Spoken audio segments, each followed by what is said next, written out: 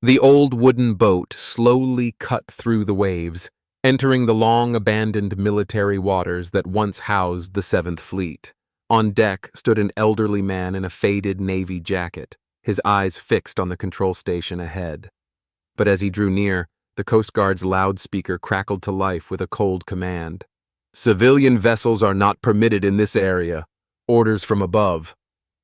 He quietly nodded, turned the boat around, and retreated without protest.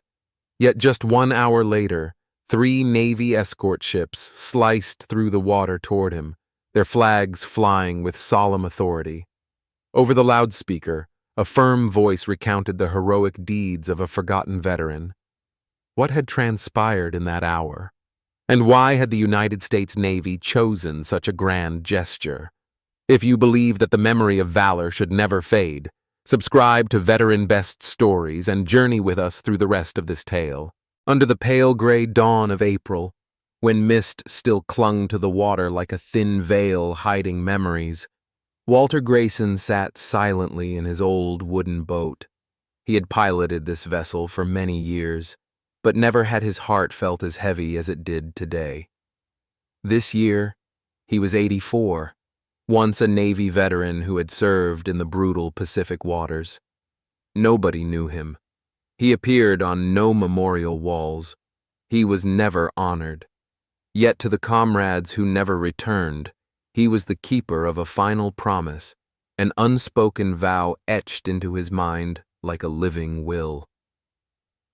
On the deck of the small boat, carefully placed in a dark wooden box, lay the urn containing the ashes of the last comrade, the final member of the group of sailors who had sworn to come home together in whatever form necessary. The others he had returned one by one, each year one, each journey a solitary pilgrimage of respect and loyalty. And today, once again, he set out, cutting through waters that had once been a military base, where they had fought side by side and dreamed of peace together. Now, it was a forbidden zone, reserved strictly for military use. But to him, it was not merely a coordinate. It was where memories refused to fade. Walter did not send letters, nor did he seek permission. He knew the law, but he also knew that some obligations could not be confined to paperwork. He had awaited this day for over 40 years. During that time, he had lived quietly in a small town, avoiding the spotlight, living among neighbors who recognized nothing of his past.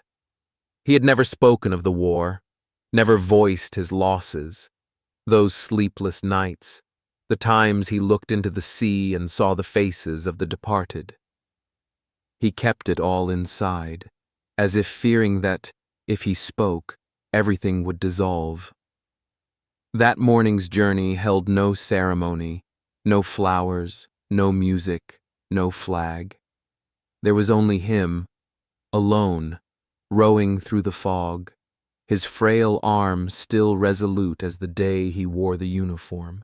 He did not expect anyone to await him at journey's end, nor longing or reward. He only needed to honor the promise. He believed his friend in that urn was with him, one final time. Yet everything halted too soon. When his boat barely reached the edge of the restricted zone, a voice crackled over the loudspeaker, echoing coldly across the water. "Boat 51 Delta, please turn back. This area is a military reservation. Transit is prohibited." No one disembarked. No eyes, no questions, only the mechanical voice, as if speaking to an object devoid of life rather than to a man. Walter glanced up at the watchtower, a lone black silhouette against the sea. No one waved. No one stepped onto the stone pier. He waited a moment to see if someone might recognize him, but nothing stirred. That silence panged his chest, not from rejection, but from the manner of the refusal. His hand tightened on the rotted wooden tiller, itself scarred by time. Like him, worn, battered, yet never yielding.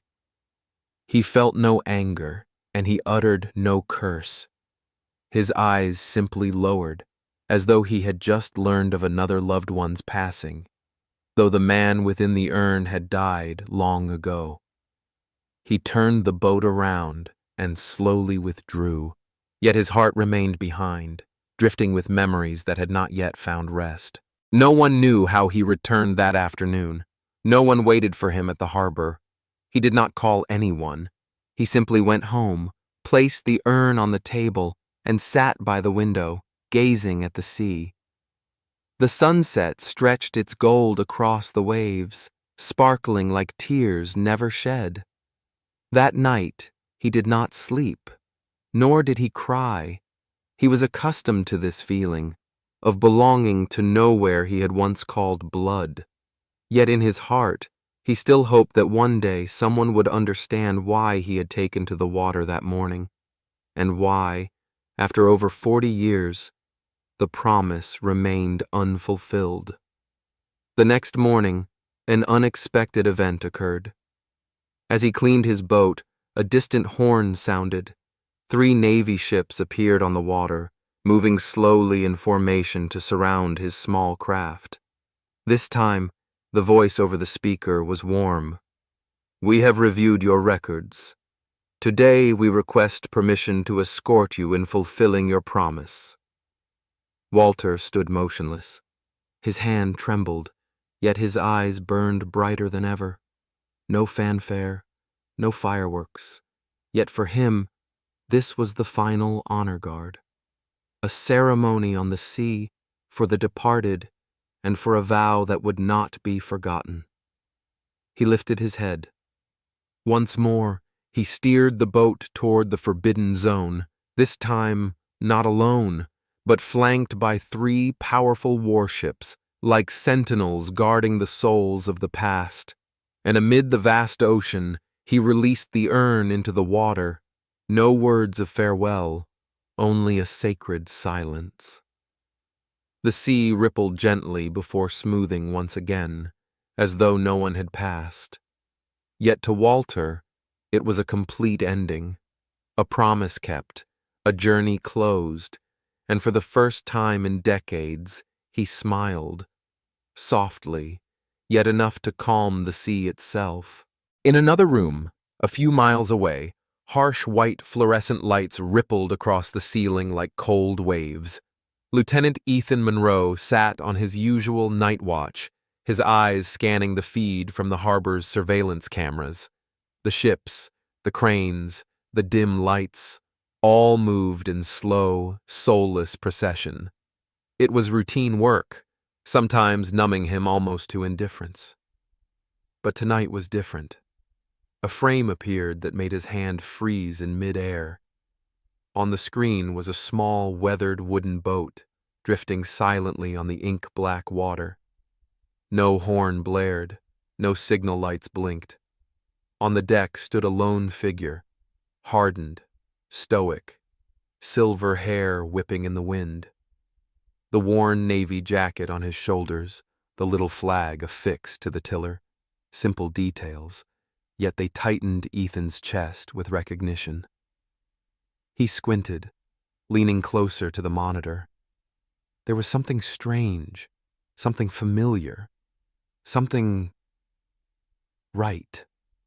As if that figure did not belong to the present world, but had stepped out of an old documentary, yet was alive before his eyes.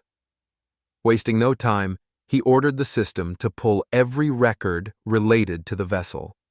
Minutes later, the name Walter Grayson appeared. The dossier that followed was a long list of attachments. Ethan read each line, each entry, every detail striking him like a blow to the chest. He had served in the Pacific for nearly a decade. His name was linked to extraordinary rescues amid gunfire, countless times risking his life to save comrades from a burning sea, moments spent confronting death in utter silence. One shipwreck claimed more than half his crew, and Walter was the last to leave that doomed vessel.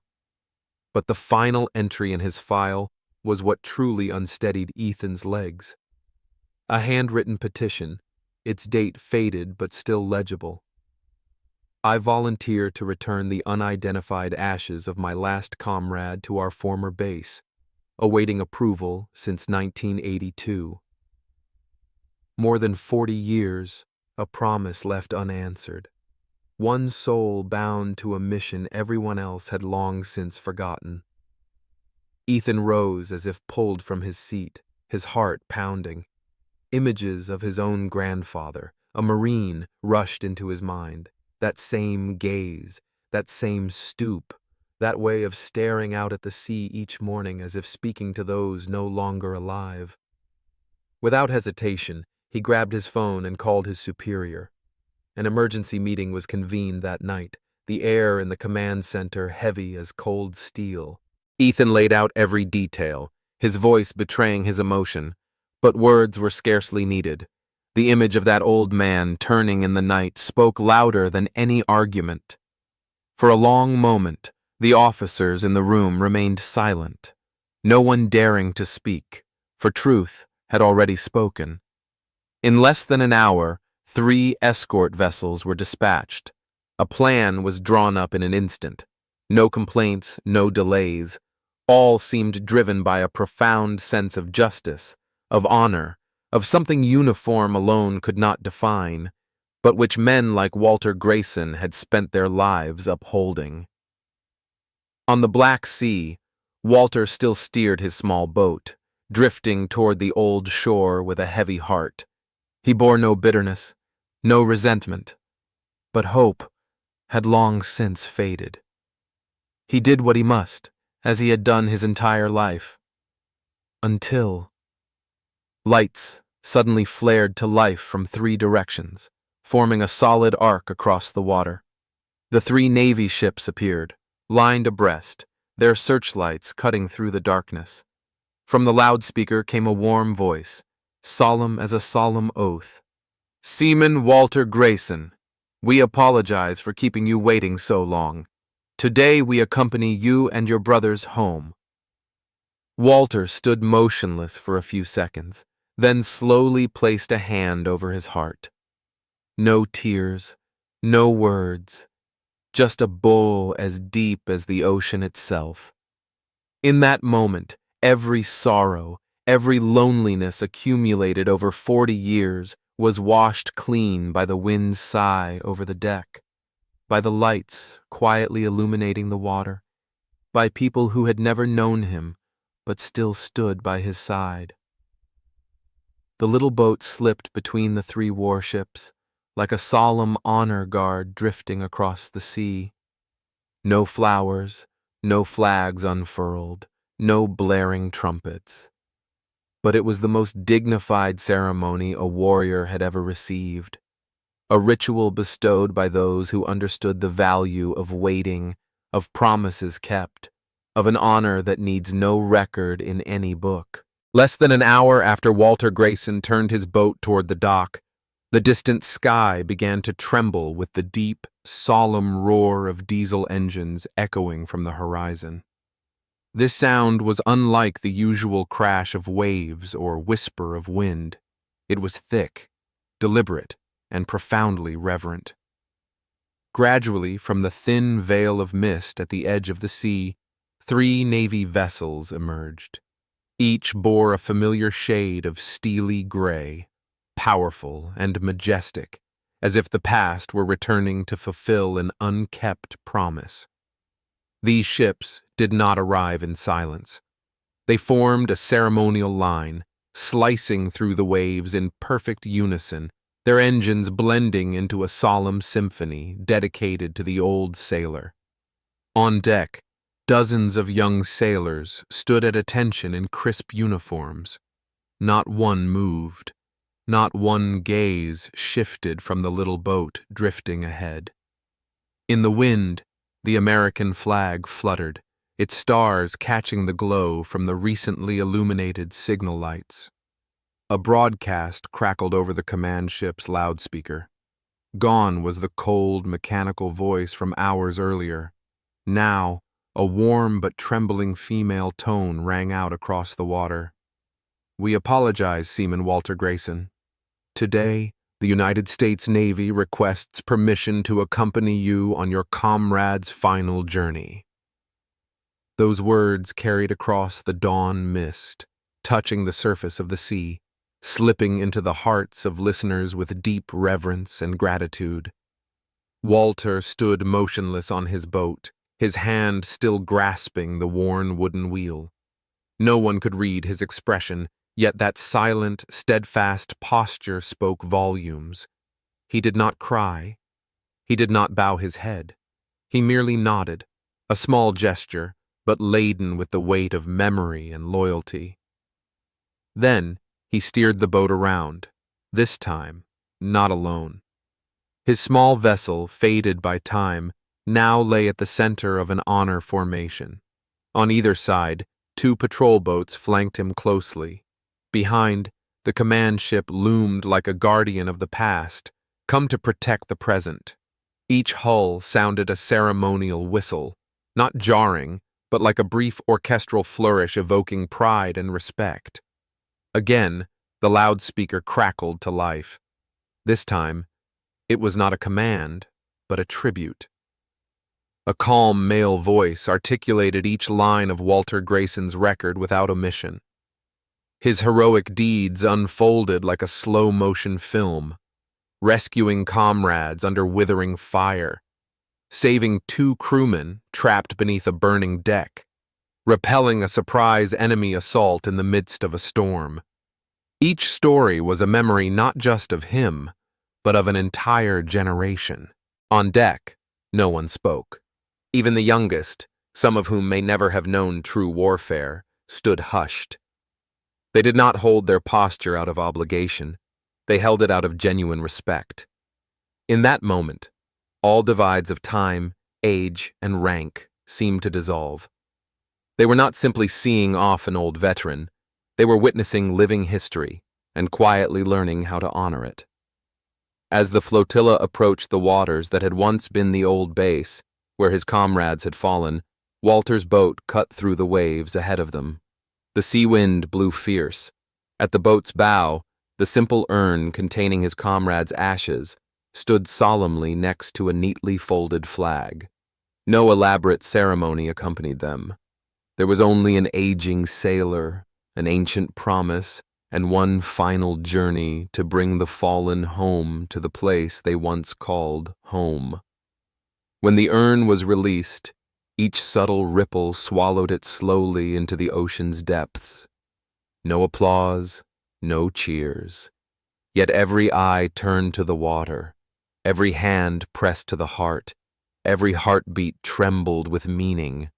It was not merely a farewell, it was the completion of a vow, of duty, and of an unbroken loyalty. As the sunset painted the sea with golden ribbons stretching to the horizon, Walter returned to the helm.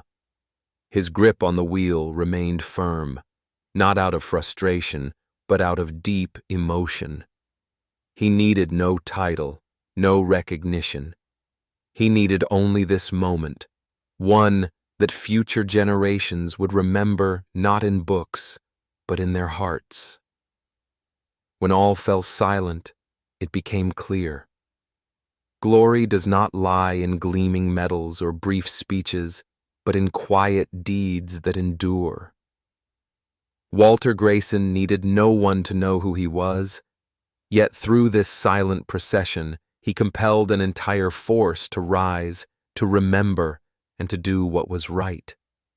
Those young sailors would carry his story forward, not as a lesson in tactics, but as a testament to compassion. For sometimes, a timely apology, accompanied by the right action, can heal a wound that has festered for more than 4 decades. They passed through the old military zone as though in a silent, sacred procession. The water lay still, reflecting the 3 escort ships and 1 weathered wooden boat, led by the silver-haired man who had waited for this day for more than 40 years. Security personnel who once barred his passage now stood tall on the pier, hands raised in salute, their eyes no longer filled with doubt or suspicion, but with a reverent stillness. No music played. There were no announcers, no television cameras capturing the moment. Yet the scene felt like a solemn farewell ceremony, not for a death, but for a promise fulfilled. In that instant, the silence grew louder than any words. The wind swept in, carrying the brine of the sea and the faint scent of wartime ashes. Each ship held its position with unwavering dignity. No sailor moved. No gaze wavered from the small boat where Walter stood. When they reached the exact spot of the old base, once the heart of his unit's service, Walter gently dropped anchor. No signal was needed, no reminder. He knew every coordinate, every marker, because this was where his comrades had set sail to never return. He stepped forward to the bow, cradling the simple white urn he had guarded as a treasure for all those years. He did not bow, but his eyes seemed fixed on an invisible point on the water, where he believed memory still lingered. He removed the urn's lid. His hand trembled, not from age, but from emotions long held at bay. Slowly, he scattered handfuls of ash into the sapphire sea. They drifted down, sinking into the ocean as if returning home.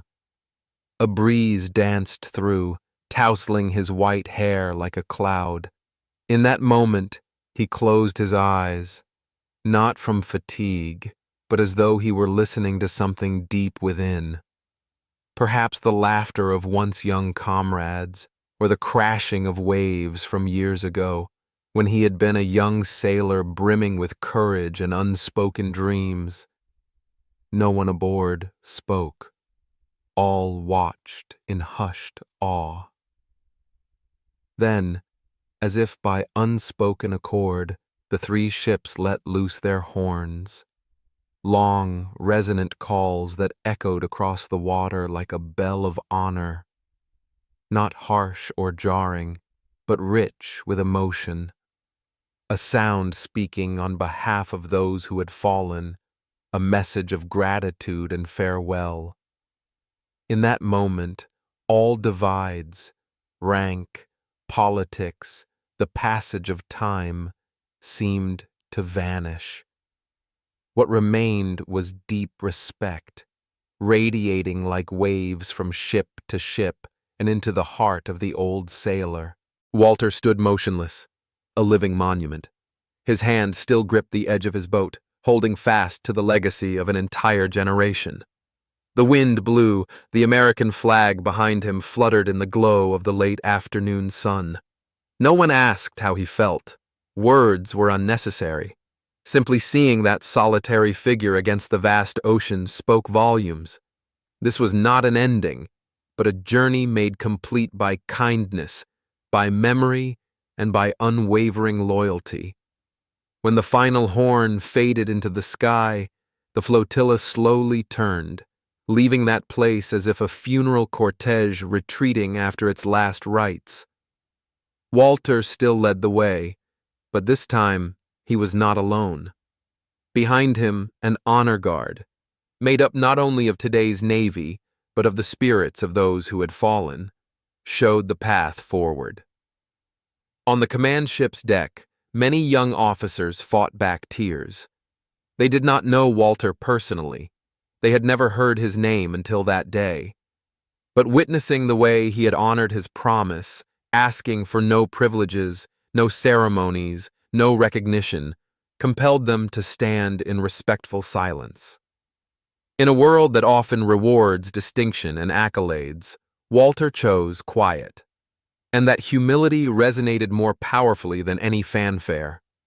So, as the sun dipped below the horizon, casting ribbons of gold across the rippling water, Walter Grayson turned his boat homeward. He did not look back. He did not need to. He knew, deep in the sea's embrace, there was someone smiling, not because the ashes had been returned, but because a brother had kept his word, refusing to forget, overcoming decades to do what was right. Walter returned to the pier under a pale golden dusk. the water still rippling from the echoes of honor horns blown by the escort vessels. The sea fell silent once more, but beneath his calm exterior, a hidden tide of emotions still surged. His weathered boat glided into its slip as gently as a breath after a long journey, yet this time there was no frigid morning stillness. A line of honor guards awaited him, standing at attention in crisp uniforms, their eyes fixed on him as though greeting a commander home from the battlefield. He did not quicken his pace. Each step onto the dock bore the weight of years and memories. Sea wind caught the edge of his faded jacket, flaring its faded folds like a whisper of passing time. A reminder that the recollections he carried were not merely his own story, but living history never before told. As he neared the honor guard, he offered a slight nod, not out of formal obligation, but from genuine emotion. Lieutenant Ethan Monroe, the young officer who had uncovered the truth from the surveillance footage, stepped forward. In his eyes shone a wordless respect, the gratitude of a younger generation for a man who had quietly safeguarded his comrade's honor. Walter looked at him, a gentle smile flickering across his weathered face. "Thank you for reading through the entire file," he said plainly. No more words, no flowery speeches. Words were unnecessary, for he knew that the deepest truths did not arise from tongues, but from deeds and glances. In Walter's eyes, Ethan was no mere officer. He was a witness to a promise fulfilled, albeit 40 years overdue. That evening, a national television news segment barely 3 minutes long aired the scene of Walter's old boat, flanked by 3 naval ships, cutting through forbidden waters. There was no propagandistic narration, only the steady voice of the anchor, recounting the moment a veteran honored his final vow to fallen comrades. Yet even that brief account sparked a wave of emotion. Online communities erupted. Veteran forums, military news sites, even young people who had never set foot on a ship shared the video as a form of tribute. Under the comments, hundreds of messages from fellow sailors appeared in quick succession. "Walter, you remain the first and last sailor in our hearts. You were the last to keep the promise, and therefore, you are the greatest." From a man once nearly forgotten, the name Walter Grayson became a symbol of loyalty and camaraderie. Yet he never appeared before the camera, nor accepted any interview requests. Instead, he sat quietly in his small seaside home, gazing out toward the open ocean, where the ashes of his brothers rested, and sighed, not out of sorrow but out of relief, because at long last the promise had been kept. No official decree was needed, no red seal from headquarters, only one person's memory and a single timely action. For him, that was enough. For his comrades, perhaps they still smiled quietly beneath the deep waters. Ethan later sent a handwritten letter that read, "If I've learned one thing from you, it's that honor needs no stage. It only needs an honest heart and eyes that refuse to look away." A week after that, at the old naval base, a small plaque was mounted beside the pier. Engraved upon it were a few simple lines. Here, a promise was fulfilled for Walter Grayson and those who never returned. Nothing grand, no fanfare, yet anyone who read it would never forget. And if you are reading this story, take a moment to consider. How many promises remain unkept in our world? How many heroes have passed away in silence? If you believe that no one deserves to be forgotten, especially those who gave all for freedom, then please share this story with your loved ones in America. Subscribe to Veteran Best Stories, the channel where quiet deeds of valor are recounted with all due respect and gratitude. For a hero does not need fame, they only need someone to remember them.